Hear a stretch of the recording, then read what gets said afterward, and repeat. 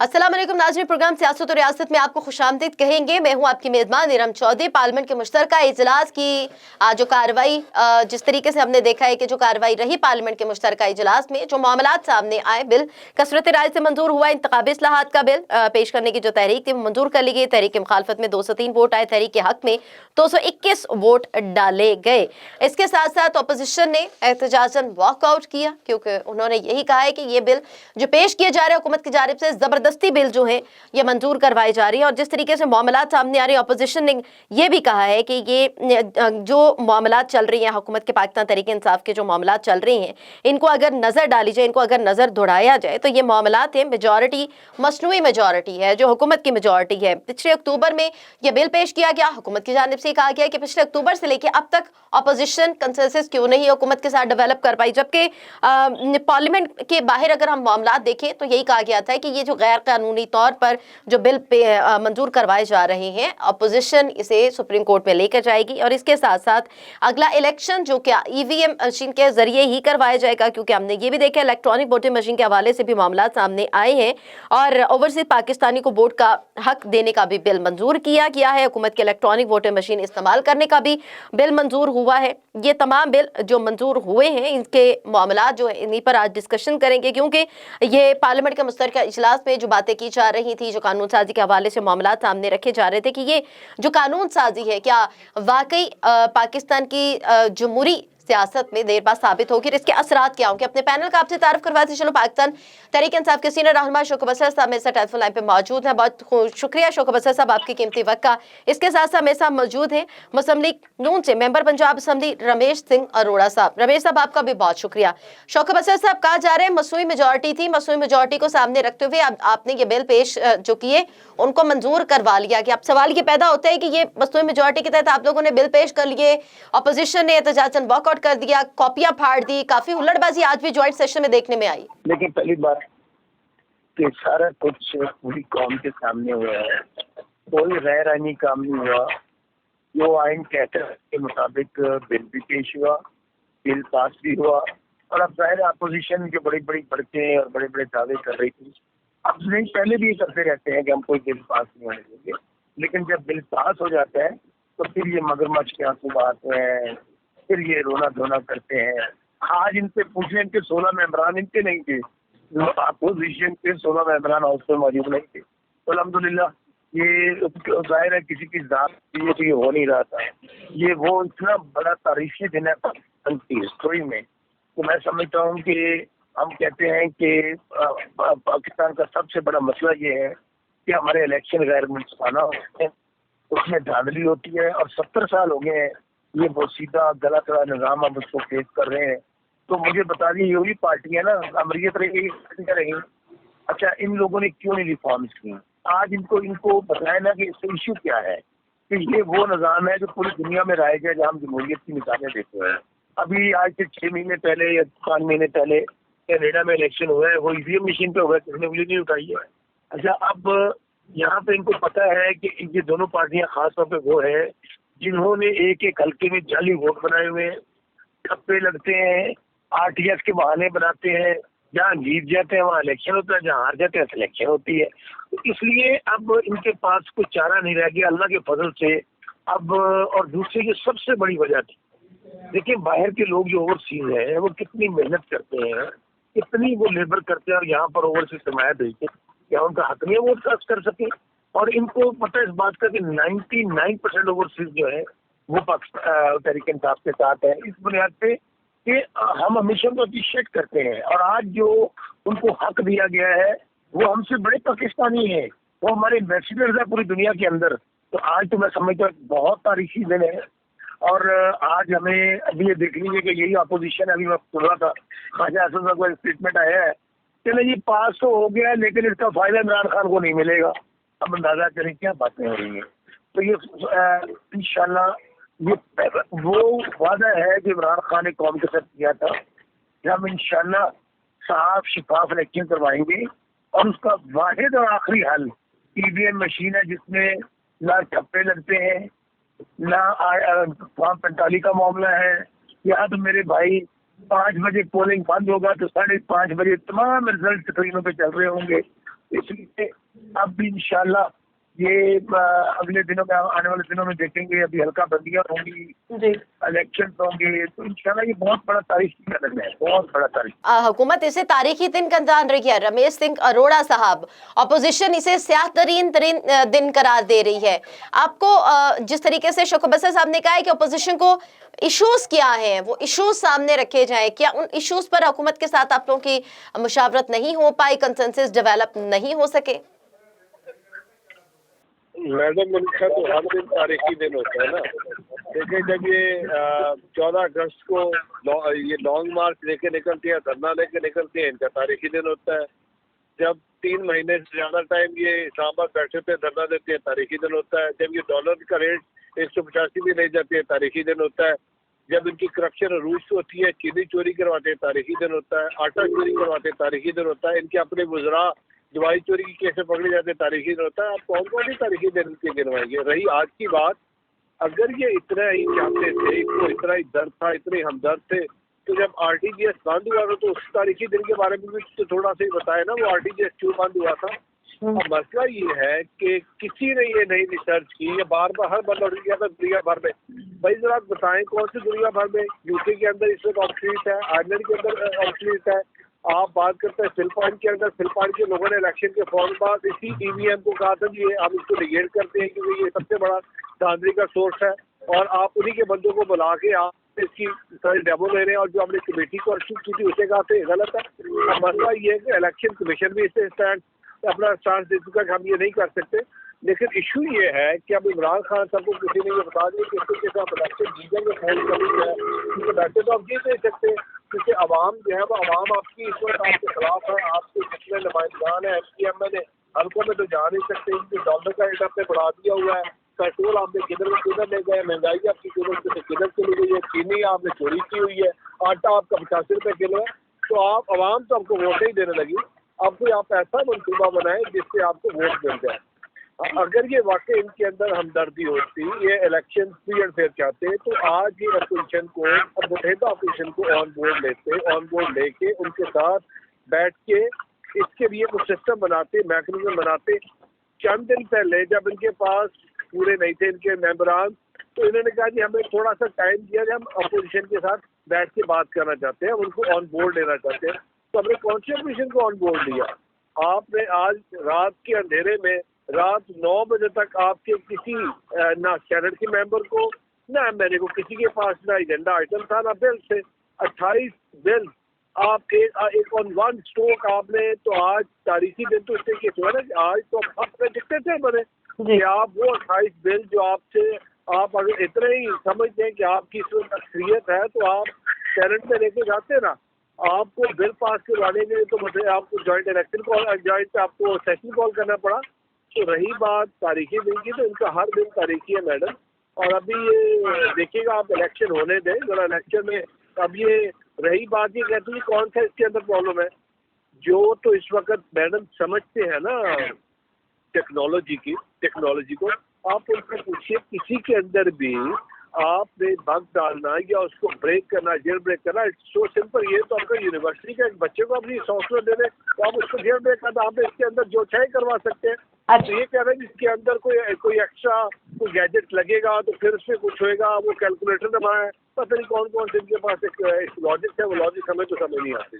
आपको नहीं समझ में आ रहा, लेकिन शौकत बसर साहब, अपोजिशन ने कहा है कि जी के बिल मंजूर करने के लिए मुश्तरका इजलास को इस्तेमाल किया गया। अवाम की तकलीफ जो सामने है वो हुकूमत को नजर नहीं आ रही, वो सब पार्लियामान की तरफ देख रही हैं। EVM और दीगर बिल्स को अदालत में चैलेंज करेंगे। ये बिल्स अगर अपोजिशन की जान से चैलेंज होती हैं, फिर इनकी कानूनी हैसियत के ऊपर भी मामला सामने आएंगे। लेकिन आपने कहा है कि अपोजिशन सिवाय शोर शराबा करने के कुछ नहीं कर सकती। लेकिन ये जो इस्तेमाल करने का लफ्ज सामने आया कि मुश्तरका इजलास इस्तेमाल हुआ, इस तरह के ये पहला इल्जाम नहीं है आप लोग की हुकूमत के ऊपर। ज्यादा बेहतर होता कि जो इजलास की तारीख पेंडिंग की गई थी, इजलास डिले किया गया था, दोबारा बुलाया गया आज बुध के रोज, तो सवाल ये पैदा होता है कि कंसेंसस डेवलप हो जाती है अपोजिशन के साथ, तो ज्यादा बेहतर होता। सेम उसी तरह से जैसे आपने इत्तेहादियों को अपने साथ मिलाया रातों रात। वो कहते हैं सवाल गंदम जवाब चने, जो इनकी गुफ्तगू मुलाजा करें मेरे भाई की, ये मगरमच्छ के आंसू बहा रहे हैं। सवाल पूछने EVM ठीक है कि नहीं, वो कैबिनेट जी नहीं देखे, ये मुश्तरका इजलास बुला लिया जी, ये देखे नहीं, वो जी हल्कों में तो बड़ी महंगाई है जी। तो भाई आपसे पूछ रहे हैं कि ईवीएम पे नक्श निकालो भाई, वो नहीं निकाल सकेंगे। बात सिर्फ इतनी है कि मुश्तरका इजलास बुलाया तो क्या गैर आईनी कर लिया? अगर मुश्तरका इजलास गैर आईनी है तो ये मुझे बता दे। अगर हमने कुछ गलत किया तो बिल्कुल हम इस बात को वेलकम करके जाए, सुप्रीम कोर्ट में जाए। अगर वो हमें कहेंगे कि आपने गैर आईनी किया तो कुछ स्ट्राइक डाउन कर देंगे। तो इसलिए असल में इनके पास अब आर्गूमेंट नहीं बचा। अब ये कुछ नहीं सिवाय इनके, मैं फिर कह रहा हूँ कि ये ऊट पटांग की बातें करने के अलावा कोई, अभी आपने इन्होंने गुफ्तगू किया 5 मिनट, कोई बात कही है इन्होंने इस पर धांधली किस तरह होगी? हाँ, इनको दुख ये है कि अब ये जो डबल वोट लगाए हुए इन्होंने, जो डबल टप्पे लगाते हैं, जो 45 फॉर्म वाले रोलर होते हैं, ये अब नहीं कर सकेंगे। अच्छा, सवाल ये पैदा होता है कि सर कि अगर कानून साजी के मामलात में भी अगर अदालती मुदाखलत शुरू हो गई तो फिर जमहूरी निज़ाम कैसे चलेगा? शौकत बसरा साहब, क्या मुदाखलत शुरू हो गई? अगर कानून साजी के मामलात में भी अदालती मुदाखलत शुरू हो गई तो फिर जमहूरी निज़ाम कैसे आप लोग चला सकेंगे, कैसे चलेगा? नहीं, मेरी गुजारिश सुने। देखिए, बात ये है कि कोई भी कोर्ट में जा सकता है, उसको कोई रोक तो नहीं सकता ना। कानून साजी पार्लियामेंट का काम है। मैं फिर कह रहा हूँ कि क्यों हम कह रहे हैं कि ये इनका कुछ भी नहीं बनना, हमने कोई गैर आईनी काम नहीं किया। अच्छा, पहले तो ये एंटिटी नहीं होगी, अगर होगी तो ये खारिज होगी इंशाल्लाह। उसकी वजह भाई हम ये बताए ना, अभी आज इजलास हुआ है, ये बताए क्या गैर आईनी हुआ उसके अंदर? क्या सेनेट और कौमी असम्बली का मुश्तरका इजलास नहीं हो सकता? क्या वहाँ बिल पास नहीं हो सकते? बात सिर्फ इतनी है, और ये तो पहली दफा नहीं हुआ, ये पक्के ही बाहर हो चुके हैं। दूसरी बात ये है कि इंशाल्लाह मैं फिर कहता हूँ कि हार जीत मेरे अल्लाह के हाथ में है। हमें देखिए सामने फिक्र तो हमें हो कि हम नाकाम हो गए, लोग हमारे खिलाफ है। भाई ये तो ट्रांसपेरेंट अगर इलेक्शन होंगे तो हमें तो बहुत नुकसान होगा। ऐसे ट्रांसपेरेंट इलेक्शन जिनको अपोजिशन ने अभी रिजेक्ट कर दिया, बिलावल भुट्टो ने कहा है कि हम अभी से ही बता रहे हैं कि हम रिजल्ट ही मानेंगे, तो फिर किस तरीके से कौन ये रिजेक्ट करते रहेंगे? रिजेक्ट करने से क्या रिजेक्ट हो जाएगा? आज पूरी कौम ने देखा कि आज इंशाल्लाह ट्रांसपेरेंट अंदाज में वोटिंग हुई, वहाँ बिल पास हुए। इन्होंने बार बार कहा बंदे गिने, बंदे भी पूरे निकले, अपने 16 गायब हुए थे। इसलिए अल्हम्दुलिल्लाह ये बेचारे अब जाहिर है खुद मान नहीं रहे। अब इनको भी इस बात का पता है। मेरे साथ बहुत सारे टॉक्सिजन के दोस्त आए, ये ईवीएम है तो अच्छी, लेकिन हम आपके साथ बैठ के नहीं करेंगे। तो भाई आप 4 हुकूमतों में रहे, आप लोग अब कर लेते, आप ओवरसीज को वोट का हक दे देते, नहीं दिया। आज ओवरसीज के लिए कितना बड़ा तारीखी दिन है। वैसे तो इनके लिए फायदा हो गया है, मियां साहब जो बाहर बैठे हैं वो भी अब वोट डाल सकेंगे भारत पे अगले इलेक्शन में। आपने कहा तो फायदा हुआ है, बेहतर हुआ है ये बिल मामला। रमेश सिंह साहब, जो बातें सामने आ रही हैं इलेक्ट्रॉनिक वोटिंग मशीन को लेके, ईवीएम को लेके कि साफ और शफाफ इंतखाबात के हवाले से बात की जा रही है, आप लोगों की पार्टी वोट को इज्जत देने की बात करती है, तो वोट को इज्जत दी जाएगी ना जब सभी वोट डालेंगे, एक ट्रांसपेरेंट वे के तहत वोट डाला जाएगा, सबके वोट काउंट होंगे, धांधली का कोई शक शुबे की गुंजाइश नहीं रहेगी। हाँ, अगर इसमें कोई अपग्रेडेशन का मसला है, टेक्निकल इश्यूज को हाईलाइट जैसे किया गया था, उनको सॉर्ट आउट किया जा सकता है, कोई इतना बड़ा मसला नहीं है। लेकिन अपोजिशन का कतन इसको मुस्तरद कर देना, क्या आप बता सकती हैं कि इसकी क्या वजह है? मैडम, बसरा साहब मेरे भाई हैं, इन्होंने मेरी बात पूरी सुनी नहीं और इन्होंने इसमें पहले से नुक्ताचीनी कर दी कि उन्होंने कोई टेक्निकल बात नहीं की। मैंने तो आपकी ईवीएम मशीन के अंदर टेक्निकल फॉल्ट की बात की थी। मैंने कहा था कि कोई टेक्नोलॉजी को, डिजिटल टेक्नोलॉजी को समझने वाला बंदा है तो उसको आप कहें, वो उसको 2 मिनट के अंदर जेल ब्रेक करके दे देगा। इसको जेल ब्रेक करना कोई इशू नहीं है। तो इनसे बसरा साहब से ये पूछिए, ये खुद बताएं कि इस वक्त ये सारा भी ये वावेला में जाके बैठे हुए हैं, ये कहाँ पे हर बंदा उठे करे पूरी दुनिया के अंदर ही। जरा मुझे बताइए कौन से वाले कहाँ पे इन्होंने रिसर्च किया बसरा साहब ने खुद, और ये बताएं कहाँ पे इसमें केबल है। ये जो फिलिपाइन की एग्जाम्पल, फिलिपाइन के अंदर मैंने पहले कहा फिलिपाइन के अंदर ये फेल है, आयरलैंड के अंदर ये फेल है, इंग्लैंड के अंदर ये फेल है, उन्होंने इसको छोड़ दिया है। उन्होंने कहा कि ये बहुत बड़ा सोर्स है इस वक्त आपकी धांधली का। तो बसरा साहब मेरी पहले बात आप फिर मैं आपकी बात की वैल्यू करता हूँ, मैंने कभी आपको वो नहीं कहा, लेकिन सवाल ये ना, मैंने जो मुझे सवाल किया मैंने उसका जवाब दिया। अब रही बात आपका सवाल मैडम कि हम तो वोट को इज्जत की बात करते हैं, यस हम वोट को इज्जत की बात करते हैं। हमारा आर्ग्यूमेंट ये था कि आपको जब ये ईवीएम सिस्टम लेके आना चाह रहे हैं तो आप इतनी बड़ी, अगर आप इस चेंज लेके आ रहे हैं तो आपको ऑपोजिशन को ऑन बोर्ड करना चाहिए था। और आपने पिछले जो आपका सेशन था उसके अंदर आपने यही बहाना बना के टाइम मांगा जब आपके पास मेंबरान पूरे नहीं थे। आपने कहा कि हमने एक अपोजिशन के साथ मिलके बैठ के इसका वे आउट निकालना, अपोजिशन को ऑन बोर्ड लेना है, बिकॉज ये एक ऐसी चेंज लेके आ रही है, ऐसी अमेंडमेंट लेके आ रही है जिसमें अपोजिशन को शामिल करना बहुत जरूरी है। अब हुआ ये कि आपके जब तक आपके इत्तेहादी आपके साथ नहीं थे, अब मुझे नहीं पता, ये सारी दुनिया जानती है, ये उसमें बिलावल साहब का भी आ चुका है, अपोजिशन लीडर भी इसमें बोले हैं, बाकी भी जो हमारी सीनियर लीडरशिप इस पर बात की कि जिस तरीके से तो आदमी के साथ लोगों को यहाँ पे शामिल किया गया है। सुबह टीवी पे खबर चल रही थी कुछ लोगों के घर पुलिस वाले भेज के उनको बुलाया गया। अब मुझे इसकी एक्टिविटी नहीं पता इसमें कितनी है, बट जो मीडिया न्यूज है वो यही आ रही है। अब आ गए, अब सवाल ये था कितना ही अच्छा होता बसरा साहब अगर आप ऑपोजिशन को ऑन बोर्ड ले लेते। मेरा तो आर्ग्यूमेंट ये है कि जब इस लेवल की अमेंडमेंट हो रही है, आप एक आज तारीखी दिन मनाने जा रहे हैं, अच्छा होता आप ऑपोजिशन को साथ मिलाते, उनके साथ मिलके बैठ के इस इशू को डिस्कस करते, और अगर उनकी कोई रेजर्वेशन थी आप उसको डिस्कस करते। बिकॉज हमारा इसमें ये है कि ईवीएम एक बहुत बड़ा सोर्स है आपकी धांधली का, और ये प्री पोल रिगिंग है। आप इस टेक्नोलॉजी के अंदर आजकल कौन सा सॉफ्टवेयर ऐसा है बसरा साहब जो सेफ है? हर दूसरे दिन आपको स्कैम, आपके 1 लाख से ज्यादा स्कैम जो है वो साइबर क्राइम के 1 साल के अंदर रिपोर्ट हुए। तो आजकल तो आप किसी यूनिवर्सिटी के बच्चे को जो थोड़ा सा इंफॉर्मेशन टेक्नोलॉजी को जानता है, आप उसको नहीं, वो आपका ईवीएम का 2 मिनट के अंदर पिया पाचा करके आपके सामने रख देगा। तो हमारा सबसे बड़ा जो आर्ग्यूमेंट है, जो हमारा इसका स्टांस है, वो यही है कि ये ईवीएम जो है ये आप आने वाले इलेक्शन के लिए प्री पोल रिगिंग कर रहे हैं। आप हमें इस पर सेटिस्फाई कर देते हैं, अपोजिशन को कहते हैं जी आए हम आपके साथ मिलकर बैठ के आपको सेटिस्फाई कर देते हैं। अच्छा। जिसका कि हमने 4 दिन पहले एक टाइम दिया था, वो आप नहीं कर सके। तो इसके लिए हमारा आज भी आर्ग्यूमेंट वही है कि आप आए, इस ईवीएम पे हम आपके साथ खड़े हैं, टेक्नोलॉजी के लिए हम आपके साथ खड़े हैं। लेकिन अगर ये ईवीएम मुझे ये बताए तो चल कहाँ पे रहा है, कौन सी दुनिया की ऐसे कंट्रीज है, ये बता मुझे कोई से 5 ऐसे कंट्रीज मुझे बता दे कि ईवीएम कहाँ पे चल रहा है। अच्छा जी, आपने कहा है कि ये ईवीएम मशीन के ऊपर हमें ऑन बोर्ड लेते, ऑन बोर्ड नहीं लिया गया, जो तहफ़्फ़ुज़ात हैं उनको दूर किया जाता। सॉफ्टवेयर है, इलेक्ट्रॉनिक वोटिंग मशीन है, इसको हैक भी किया जा सकता है। शौकत बसरा साहब, अपोजिशन ये कह रही है कि ना हमें सेटिस्फाइड किया गया, ना इलेक्शन कमीशन के तहफ़्फ़ुज़ात दूर किए गए ईवीएम मशीन को लेके, तो किस तरीके से इसको आप लागू कर सकेंगे? यकीन माने मैं बहुत मुश्किल से अपनी हंसी कंट्रोल करके बैठा हूँ। मेरे भाई की बेचार की सर, हंसी वाली बात तो इसलिए है कि ये भी कहा गया था कि 10 रुपए की एल्फी से भी उसको नकारा बनाया जा सकता है, उसके बटनों में डाल दी जाए। बात तो सुने, अभी ये अरोड़ा साहब को चेक करवाएंगे ये फोन इनके पास वही पुराना है या कोई इनके पास स्मार्टफोन इनके हाथ में पकड़ा हुआ है, तो क्यों इस्तेमाल कर रहे हैं ये स्मार्टफोन? छोड़ दे इसको भी, कोई पुराना फोन ठीक था।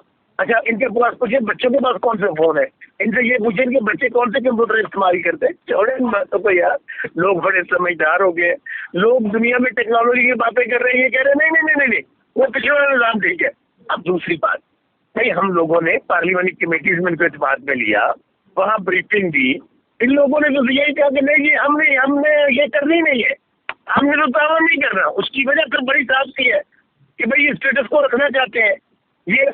और इनके आर्गुमेंट सुन लें, जब इलेक्शन 2018 का खत्म हुआ, आरटीएस 45 फॉर्म 45 पार्टी होने से ईवीएम की, ना आरटीएस है ना ईवीएम ना जाली वोट है, ना आपको कोई डबल मोरे है, यहाँ तो सीधा टच करना तो आगे से वोट निकल रहा है। इसलिए मेरे भाई ये कहानियां किसी और को सुनाए, इसलिए इसमें कह रहे हो कि इनकी बातों पे अब लोग सब हंस सकते हैं। यार ये कौन लोग हैं जो आज ये बता रहे हैं कि नहीं ये स्मार्टफोन बिल्कुल खराब है, हमें पिछले फोनों पे जाना चाहिए।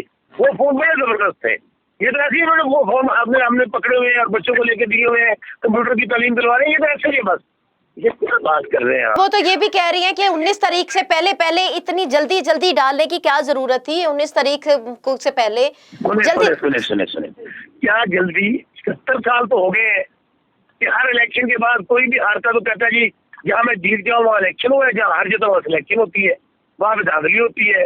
अच्छा, अब जल्दी आप मुझे बताएं कि अगले इलेक्शन में 2 साल 1.5 साल बाकी रह गए और क्या करते?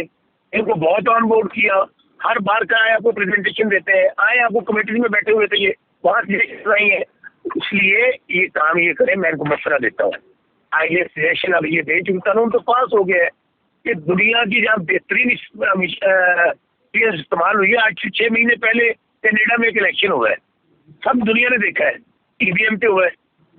अब इतने बेवकूफ है उन्होंने ईवीएम पे करवा लिया है। और मुझे बताएं कि कहीं से आपको धांधली की आवाज सही से ये मुतालबा ये करें नेशनल असेंबली में कि हमें वो मशीन चाहिए जिसमें कनाडा में इलेक्शन होगा। मैं आपसे वादा करता हूँ वो ईवीएम मशीन लेकर आएंगे।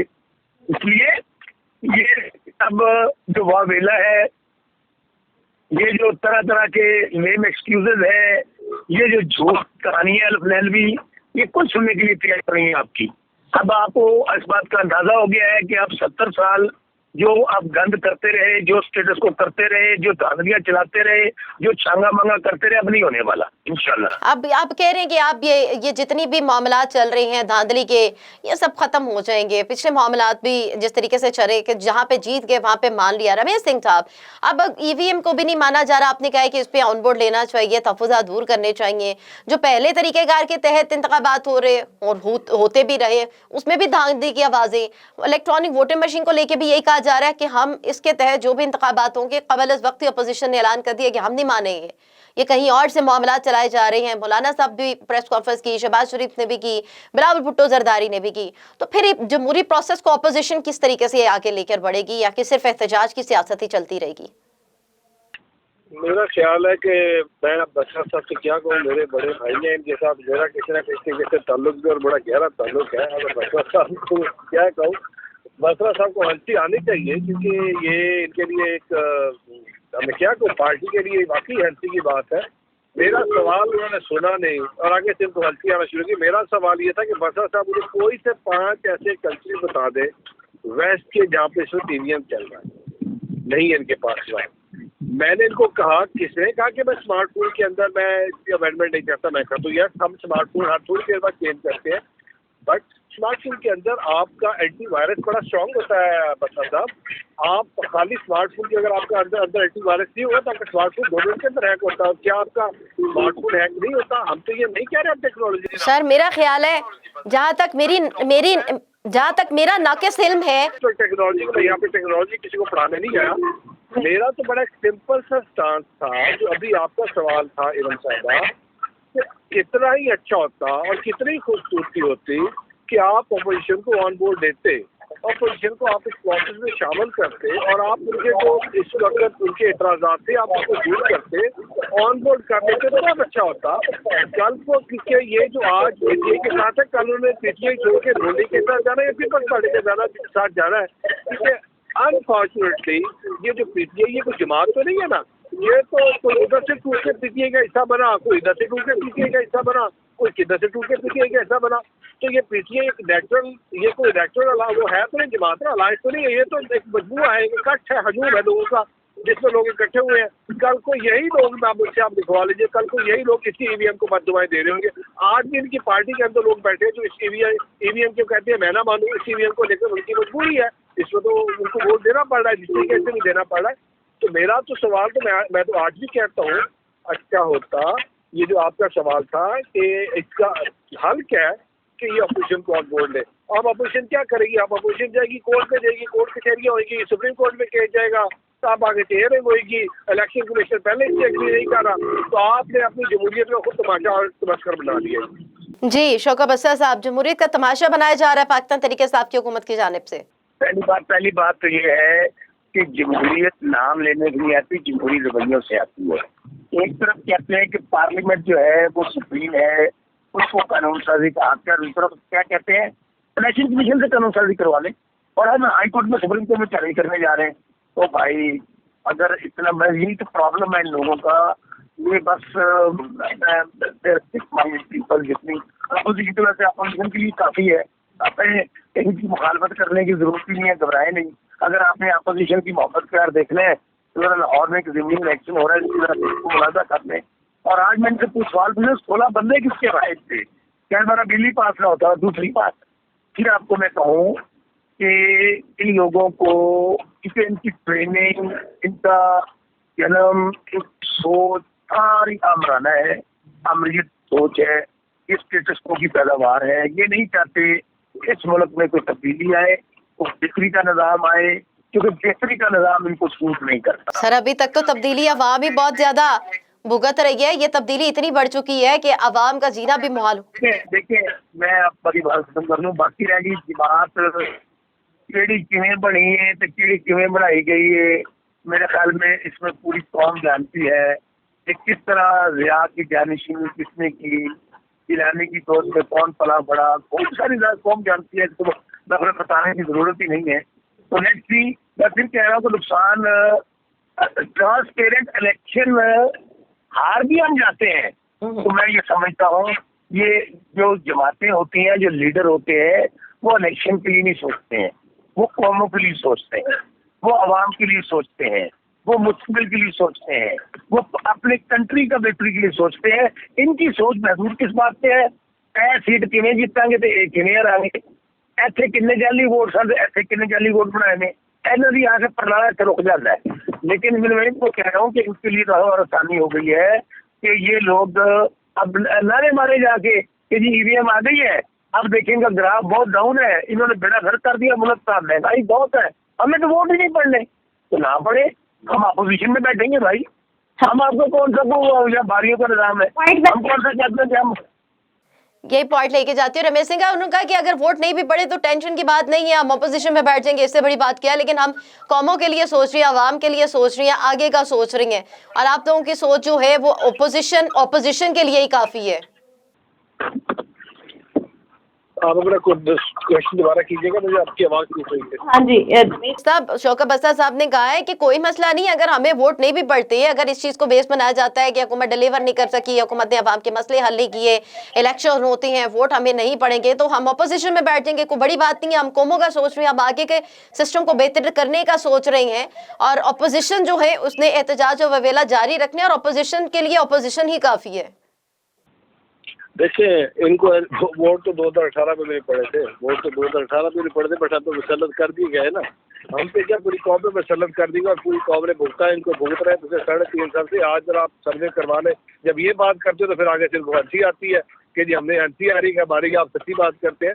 अब सवाल ये है कि पाकिस्तान मुस्लिम लीग नो और इस वक्त सारी जमहूरियत पाकिस्तान के अंदर डेमोक्रेसी की जंग लड़ रही है, हमारे तो लीडर्स डेमोक्रेसी की जंग लड़ रहे हैं।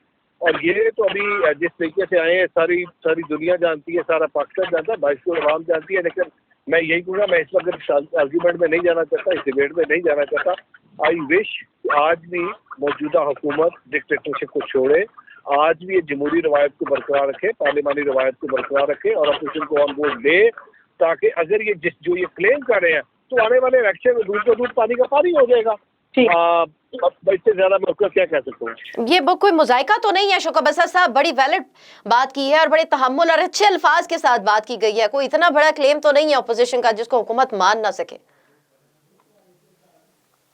ठीक है रमेश सिंह साहब, आपसे लास्ट ये जानना चाहूंगी कि अगर आगे हुकूमत ऑन बोर्ड नहीं ले पाती तो आप लोगों का लाहे अमल क्या होगा? मुस्लिम लीग नून वोट को इज्जत देने की बात करती है।